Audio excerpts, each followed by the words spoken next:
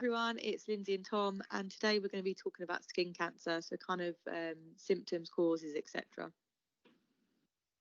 So first of all, what is it? So basically, it's when there's an out of control growth of abnormal cells, so in the outermost layer of the skin, and this is basically caused when there's unrepaired DNA damage, and then this triggers kind of the mutation. So it's when you kind of get them abnormal cells growing out of control. And then these mutations lead to the skin scales multiplying rapidly, and this forms a malignant tumour. And there are lots of different types of skin cancer kind of based on this mutation, and we'll come on to some of them shortly. But the good news is that if skin cancer is caught early, your dermatologist can treat it, and this can be treated with kind of little or no scarring, and can also kind of increase the odds of it being eliminated completely, and you're not having any issues again. Often the doctors may even detect the growth at kind of the really early stages before it even kind of turns into kind of cancer, and they can penetrate it below the surface of the skin. So causes and risks, so obviously there's lots of different causes of kind of skin cancer. Primarily one of them is around kind of your skin type. So if you're kind of very fair skinned, or you kind of have fair hair, so kind of fair hair or red hair, you're more at risk of developing melanoma. As are people with kind of lots of freckles, so kind of these types of people are kind of more prone to kind of getting it. People with darker skin scales can also develop this melanoma, but they have kind of more of a natural protection barrier against it. Sunbeds, so people have an increased risk of this melanoma if you've used a sunbed, basically because you've been exposed to ultraviolet light. The risk is highest for people who use a sunbed kind of before the age of 35. So kind of you should be avoiding those where possible. And also if you previously had skin cancer, so if you've already had it, you've basically got a greater risk of getting it compared to somebody who's never had it before. And this is because of your sun exposure. And whilst there is an increased risk, it doesn't mean that you'll definitely develop skin cancer again. It just means that risk is increased. Again, with a lot of kind of different conditions, family history also increases your risk. This is because you could kind of inherit genes that increase kind of your risk. But most kind of non-melanoma skin cancers don't run in families. It's just if you kind of got that higher level.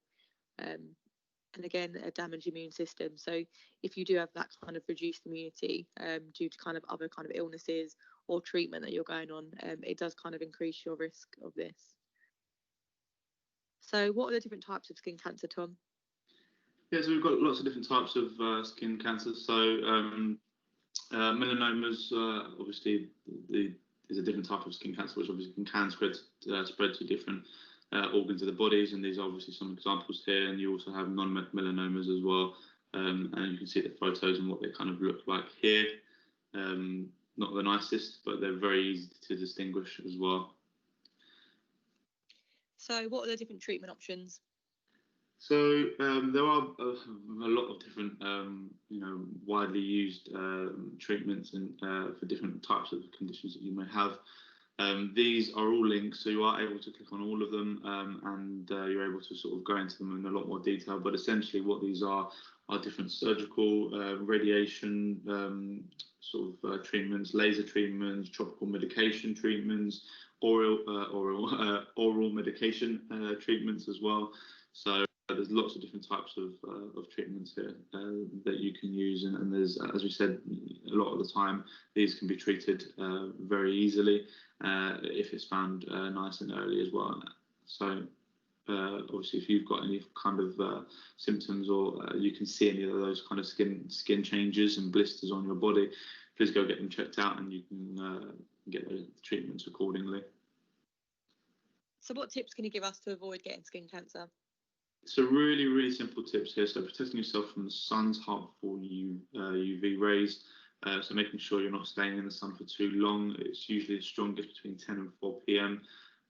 Doesn't necessarily mean that we're telling you not to sunbathe if you go on holiday, because vitamin D is obviously a very, very important part of a very important vitamin that you will get from the sun. But you can prevent this or protect yourself using sun cream as well. So usually people who burn easily just use a higher SPF value, which is a sun protection factor as well. So you need usually plus 30 or up to 50. You can use if you are if you burn easily or you're lighter skinned as well. So that's going to really help. Make sure you can use your hats and areas to cover your face with clothing and shoulders as well. Same again with these tips of avoiding avoiding skin cancer. Checking your skin regularly. If you see any changes, usually you can see changes in moles or freckles, as we mentioned earlier. A, B, C, D is the easiest way of checking it. So asymmetry.